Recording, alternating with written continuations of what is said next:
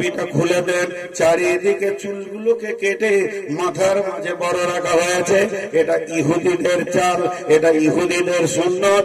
মুসলমান নবীর উম্মত এটাকে গ্রহণ করে নিয়েছে। কেউ যদি নিজেকে নবী মুহাম্মদের উম্মত বলে আর ইহুদির চালে চলে, একে কোনদিন মুসলমান বলা যেতে পারে না। এরা আহলে কাউসারের পানি পাবে না, যার কাছে রাসূলের সুন্নাত থাকবে না, কিয়ামতের দিনে ওই লোকটা হাউজে কাউসারের পানি পাবে না। এরপরে তো আল্লাহর কাছে গিয়ে আর কি করবে? যদি ব্রাঞ্চি সে ফেল ভরে যায়, কেন্দ্রে গিয়ে আর কোনো কাজ হবে না, হবে না, হবে না, হবে না।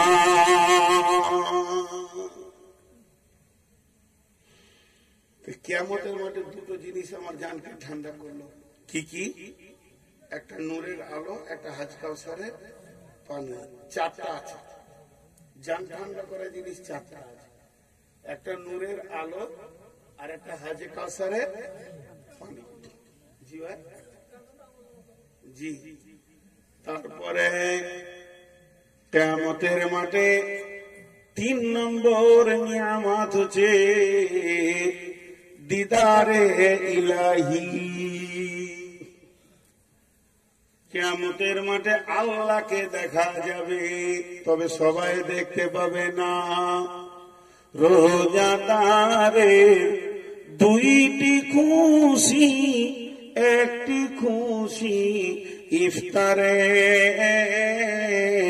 অপরটি হয় আল্লাহর দিদার রোজা সুরের প্রান্তরে।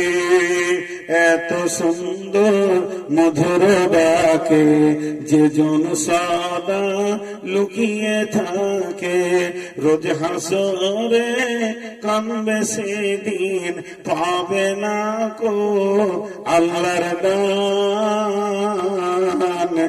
আসছে সামনে রমজান, সেই কঠিন কিয়ামতের দিনে আল্লাহ তাবারক ওয়া তাআলা তার বান্দা বান্দি যারা রোজা রেখেছিল তাদের সঙ্গে মুলাকাত করবেন।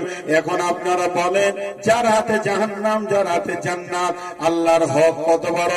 আল্লাহর হক লিখতে গিয়ে মুফাসসিরিনরা বলছেন, আল্লাহ এত বড় কুদরতওয়ালা, তার হক এত বড়। সমস্ত নবী আম্বিয়াকে যদি জাহান্নাম দিয়ে দেয়, কোনো কেউ গিয়ে বলতে পারবেন না যে কেন দিলে, এটা আল্লাহর হক আছে। আর আল্লাহ যদি সমস্ত কাফের মুশরিককে জান্নাত দিয়ে দেয়, পৃথিবীর কেউ আল্লাহর বিরুদ্ধে কথা বলতে পারবে না। তার মানে কঠিন কিয়ামতে বিচার শুরু হওয়ার আগে রোজার কারণে আমার রব আমাদের মুলাকাত করবে। এর থেকে নিয়ামত কি হতে পারে? জি ভাই, এর থেকে নিয়ামত কি হতে পারে? সকলে রোজা রাখবো ইনশাআল্লাহ। সকলে জোরে বলি, রোজা রাখবো ইনশাআল্লাহ। নাম্বার 4, সেটা কি নিয়ামত? সাবাকুন দিল্লুহুমুল্লাহু ফি দিল্লিহি ইয়াউমুল লা দিল্লা ইল্লা দিল্লুহু। ওই কঠিন দিনে একটু কোথাও ছায়া থাকবে না। অট্টালিকা নাই, পাথরের ছায়া নাই, মেঘের ছায়া নাই, নাই গাছের ছায়া, না তৃণদানা ঘাস থাকবে।